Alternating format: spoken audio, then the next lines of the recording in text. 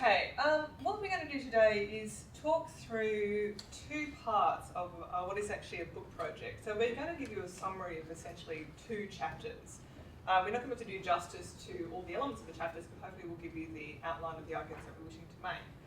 So I should point out the title of our talk is a bit different from the title of the program. So the program thing was War Crimes, Obedience and Responsibility.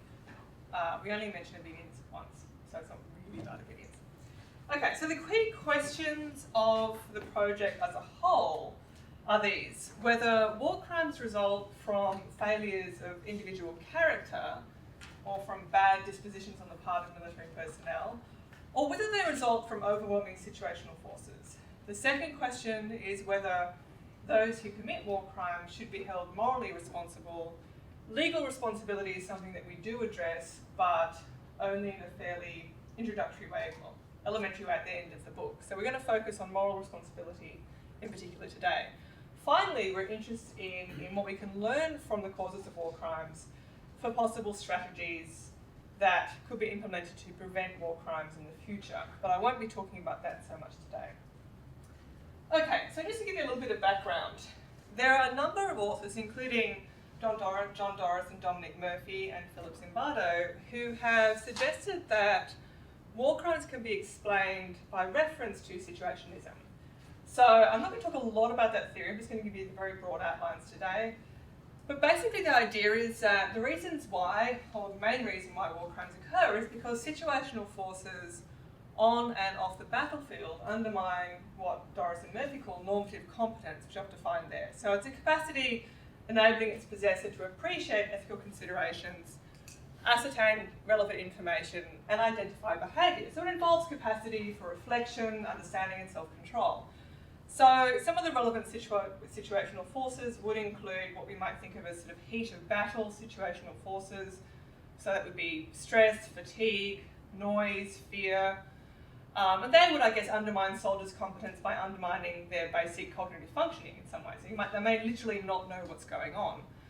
But there are also a set of forces which take place or occur or persist far from the heat of battle itself. And these would be the pressures exerted by military training and culture. And according to Doris and Murphy, for example, those forces undermine or at least restrict normative competence in the sense that they lead soldiers to believe that certain acts are permissible that they would normally believe to be wrong. So soldiers might generally come to think that, I don't know, torturing a prisoner is the right thing to do. And it might be reasonable for them to think that given the pressures that they've been subjected to through the course of military training and culture. So that's, in a nutshell, the situationist position. Now, we think there are a couple of problems with this view. And a number of criticisms that we raise, we go into these in more detail in the book, we think that this account runs the risk of failing to recognise that, in fact, individuals' beliefs, attitudes, goals, and self-conceptions actually play quite an important role in understanding how war crimes occur. And it's a little difficult for the situationist account to explain why that would be the case. Second, research on perpetrators shows that there's actually quite a wide degree in terms of perpetrators' enthusiasm for what they do, attitudes towards it, how they describe it, how they incorporate it into their self-conceptions and self-views. And again, it's a little difficult for the situationist account to explain the degree of enthusiasm for and attitudes towards acts that perpetrators commit. And finally, I think, the flip side of that is that it might fail to really explain why we do have people who refuse to commit war crimes. So these are some of the reasons that motivated us to look at an alternative account of the explanation of war crimes. So our account is drawing on a particular theory of personality that was developed by Walter Mischel during the 1970s, late 60s actually, in 1970s, and has since been refined by Mischel and his colleagues over the last 30 years. And this is the view of personality as a cognitive affective processing system, so CAPS for short. And this theory of personality has gained a degree of support, both in social psychology, from, for example, Lee Ross and Richard Nisbet, but also from philosophers such as Nancy Snow and Daniel Russell. And in the chapter on this, we talk a little bit about some of the empirical evidence in support of this view and so forth, but I won't go over that at this point. The basic idea behind the CAPS theory is that personality is not a simple set of emotional dispositions. Personality is actually a complex interaction between external situational factors and the agent's internal cognitive and affective processes. So what this means is that to actually understand someone's behaviour in a given situation, we can't just look at the external observable features of the situation and say, aha, that's a situation that's relevant to the trait of honesty. To know what the situation is, we actually have to know how that agent in the situation construes the meaning of the situation. What does that situation mean to her? Does she construe the situation as relevant to, for example, the trait of honesty? So we need to understand how the agent construes the situation and how that construal relates to her pre-existing goals, self-conceptions, and values. So what this means is that actually in CAPS theory, the distinction between person and situation is actually challenged. We don't actually have this neat division between who the person is and what the situation is. Right? What the situation is a function of who the person is, who's in the situation. So this is in contrast to some of the situationist theories of human behaviour, in which human behaviour is portrayed as being a kind of losing battle frequently against external situational forces, right? But it's also in contrast to some character-based theories of personality, which construe personality as being a possession of sets of fixed or broad-based dispositions that manifest against situations. So in that traditional version of character, situations are merely background against which someone's traits manifest. So CAPS theory actually rejects both of those conceptions of personality. Okay, so in CAPS theory, traits or dispositions are actually sets, cognitive affective sets, of beliefs, emotions, and judgments that, as Nancy Snow puts it, are activated in response to situational variables. And repeated activations of these sets lead to behavioural patterns in what we think of as traits. So I'm going to give you an example that Nancy Snow uses just to illustrate what this means. The idea here is that, well, think about the trait of irritability. Okay, so like other CAPS traits, the trait of irritability consists of, this is a quote, thoughts, effects, and representations of plans, strategies, and values that stands online and on call, ready to be activated through external stimuli or even through internal stimuli such as thoughts and imaginings. So, the irritable person walks down the street and they bump into someone. And that activates certain beliefs in the irritable person's mind. The belief that people are so thoughtless, for example. Certain emotions, such as annoyance or frustration, and then certain goals. I'm going to avoid busy streets in the future. So that little set, right, of beliefs and goals and values gets reinforced in relevantly similar circumstances. So the trait of irritability becomes generalised across a number of objectively different situations, such as on busy streets, in crowded movie theatres, on public transport, and so forth. Okay, so the lesson we can draw from this is that understanding an agent's behaviour requires more than looking at the objective features of the situations in which they find themselves. It requires understanding how the agent themselves construes the meaning of the situation and how that relates to their pre-existing goals, values and beliefs. Now we think this approach, and I haven't been able to do it justice in this short time, but we think this approach actually is a very promising way, promising lens through which to look at war crimes. So we propose that military training and culture shouldn't be thought of as a set of external forces that act on military personnel and sort of force them to believe certain things. Instead, we want to argue that military training and culture actually cultivate specific kinds of CAPS traits that are related to the goals and beliefs and actions that are relevant to military endeavours. And we also think these kinds of, I guess I call them military CAPS traits, play an important explanatory role in the commission of war crimes. So, for instance, military training, and culture, cultivates at the very general level certain beliefs. So beliefs that the use of force is necessary. Belief that violence can be justified. So it's the very, very general level of what military culture and training sets out to do. Military training culture aims to cultivate certain emotions. So think about loyalty to one's fellow soldiers. It's a very important part of military training, cultivating that loyalty, cultivating beliefs about what it is to be a good soldier. And it of course involves cultivating certain actions, obeying orders, carrying out acts of violence, and so forth. So what military training culture aims to do, this is true of most military forces, is encourage military personnel to construe what would have been considered immoral acts of violence in the civilian world, to construe them as being permissible. So it directly engages soldiers' moral agency rather than undermining it. It engages soldiers' self-image. So a lot of military training academies rely heavily on virtue-laden language to describe the role of soldier. So in the American Army, they rely heavily on the use of the word warrior. I don't know if you're familiar with this. So there's a very deliberate attempt to cultivate a particular self-image in military personnel, that being an honourable man, being an honourable soldier involves doing certain things, having certain beliefs, possessing certain kinds of traits. And of course, the creation of habitual behavioural dispositions, particularly around the use of violence. Soldiers have to become used to being able to inflict violence when they are ordered to do so. So when we turn to looking at war crimes, social psychology research in war crimes shows that, I think I'm summarising quite a wide body of research here, there's a number of processes implicated in war crimes. And this is particularly true of what you might think of as institutional war crimes, such as institutionalised torture, but also often organised genocide.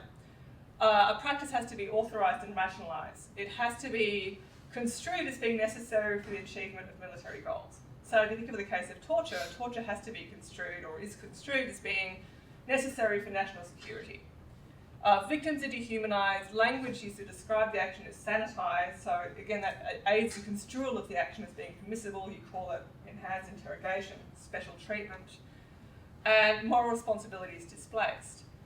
So these processes, what they involve is a complicated process of actually cultivating specific beliefs, attitudes, goals, and self-conceptions in perpetrators, right? And when you look at testimony from perpetrators, what you see is very interesting, which is that perpetrators aim at reconciling their actions with their own particular self-conception, goals, and values. So I have a quote here to illustrate what I mean. This is a quote from a torturer interviewed by the sociologist Martha Huggins, who worked as a torturer for the military regime in Brazil. He says, I don't use violence outside the standard of my conscience as a human being. I'm a conscientious professional. I know what to do and what to do it. So what we have in this quote is a torturer who's construed his role as being one that's professional, it's dispassionate, he distinguishes himself, I guess, from the non-professional or amateur torturer who's, sadistic and cruel and out of control. Right? And that his construal and how it fits with his self-conception would shape how he carries out his role in quite a distinctive way. And that could be distinguished from, say, a torturer who believed that the victims he was torturing deserved to be punished, for example. So a torturer who saw his role as inflicting punishment would actually behave differently than this torturer who sees himself proudly, it appears, as a conscientious professional. So one way of thinking about this is seeing perpetrators as what the anthropologist Anthony Hinton called meaning makers, who actually seek to construct meaning out of their own actions in the social world in which they inhabit. Okay, so what we're going to move on to now is a question about how this particular account of war crimes affects questions of responsibility for war crimes. So I'm going to hand you over to my colleague Matthew Talbot.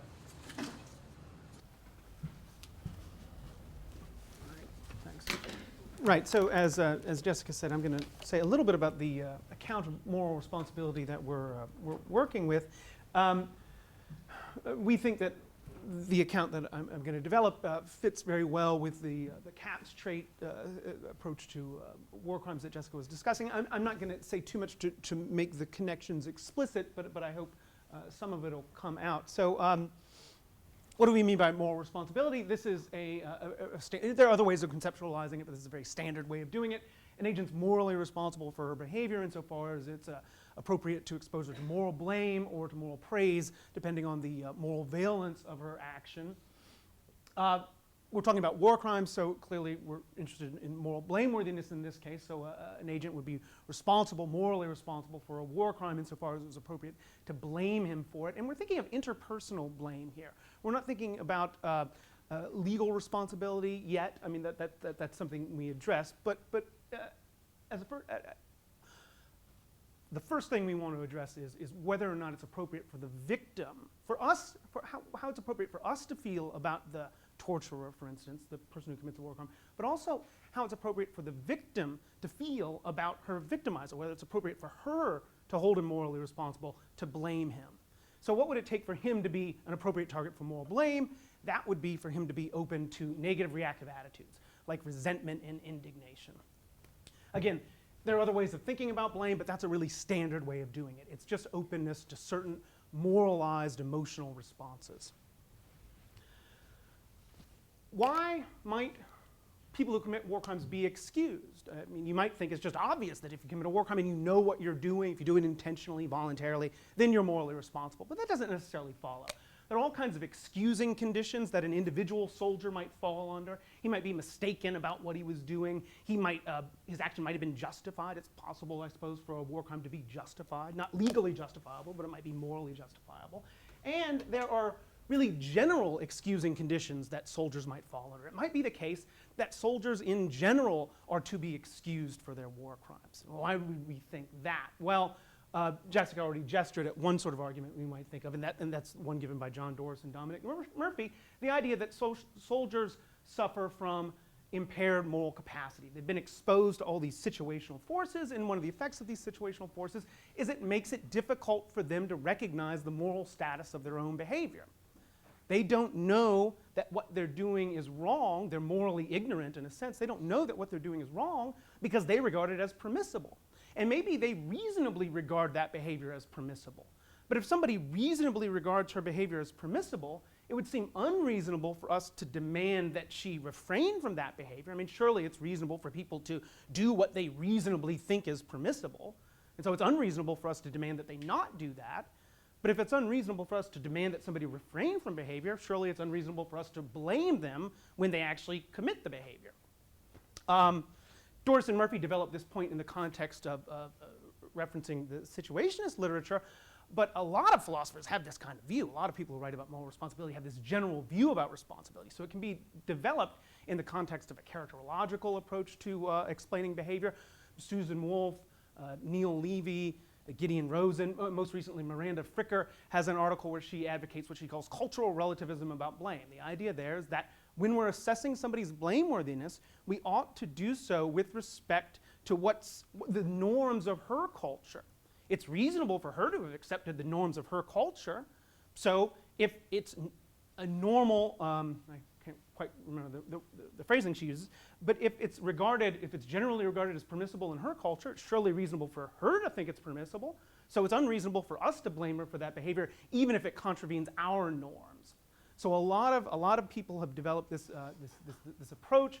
The basic idea seems to be that if there's not a reasonable expectation for the person to know that what she's doing is wrong or to refrain from the behavior, then it's unreasonable to blame her for doing it. And again, that can be developed in the context of a character-based analysis of behavior or a situationist analysis of behavior.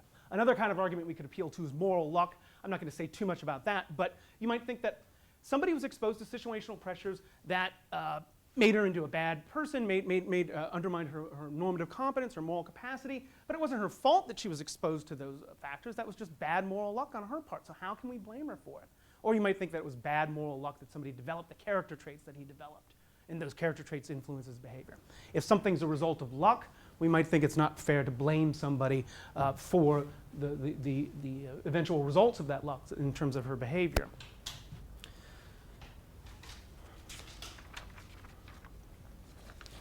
So we think that it's still reasonable to blame these people. We think that the arguments, these fairly general arguments that would aim at excusing the perpetrators fail, that it is reasonable to blame these perpetrators. And we want to do that, we want to make this argument while accepting the crucial premise that these bad actors do reasonably regard their behavior as permissible. And one way of rejecting the position that I was just articulating is to say it's just not reasonable for those people to think that their behavior is permissible.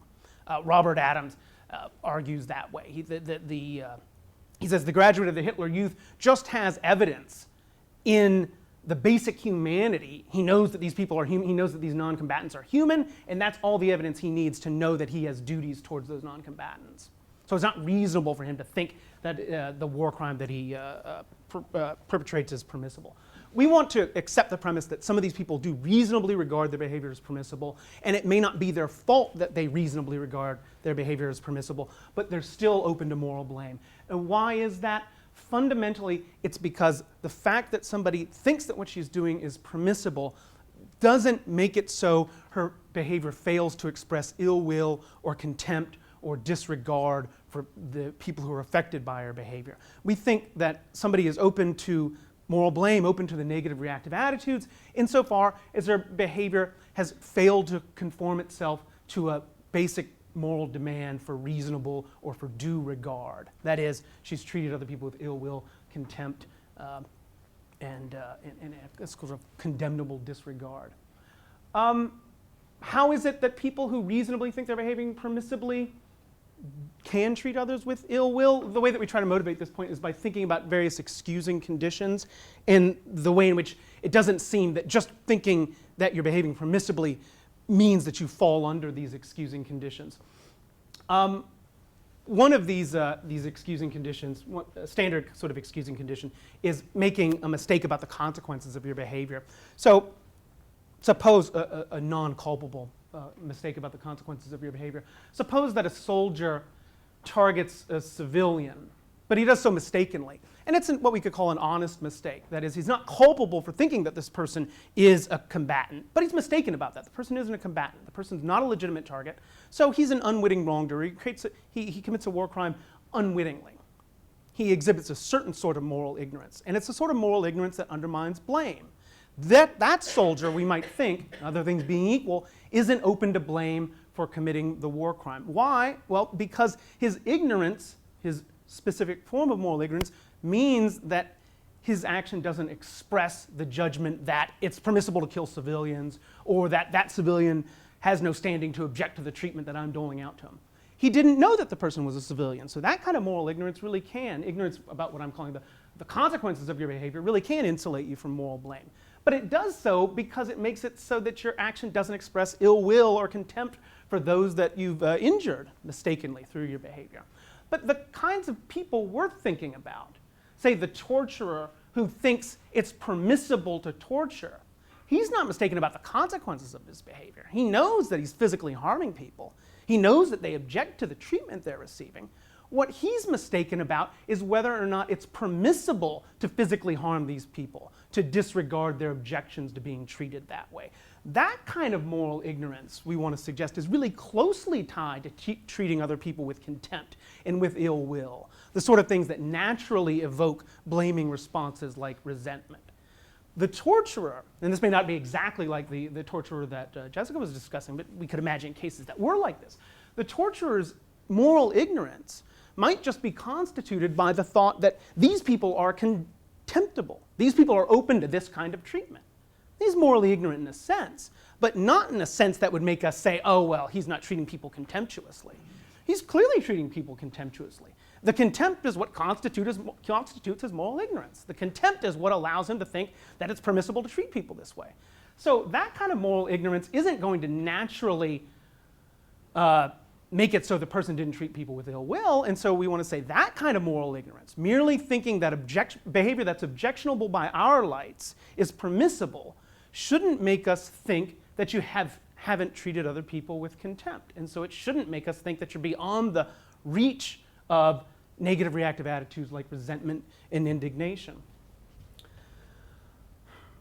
Finally, what we're trying to do is focus on the victim's perspective. A lot of literature, almost all literature in moral responsibility, focuses on the perspective and the abilities and capacities of the wrongdoer. We ask, could he have done otherwise? Could he have formed different beliefs? Did he have free will?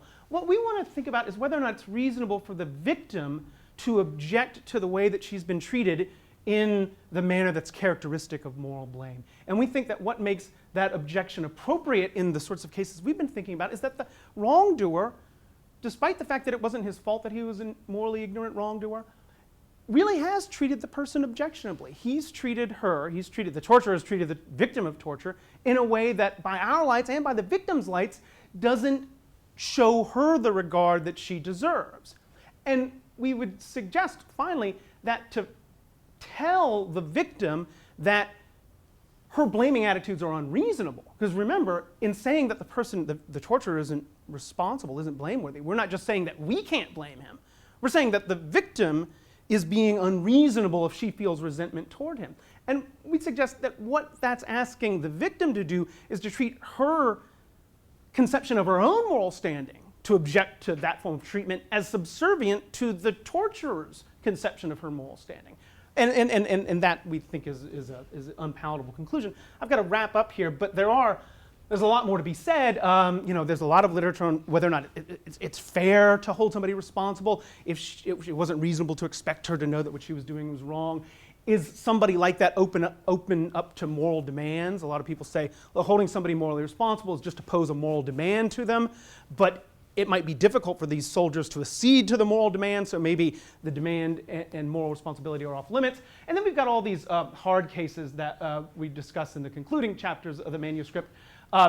Child soldiers, cases in which we might think ill will isn't really present. I mean, if I'm piloting a drone in Arizona and it fires a missile at somebody in Afghanistan, do I have contempt for that person? Plausibly not. It's something else that's going on. And maybe the professionalized torturer doesn't feel contempt for his victims in the way that I was just suggesting. So these are some of the issues that we talk about at the end of the book. But hopefully that gives you a sense of what we're working on. And the CAPS trait, because it emphasizes the way that people's beliefs and values are informing their behavior, is really well suited to the picture of moral responsibility we're dealing with. Okay, so I think I can wrap it up. I think that's sort of on time. Right? Professor Gore? So I really like the victim,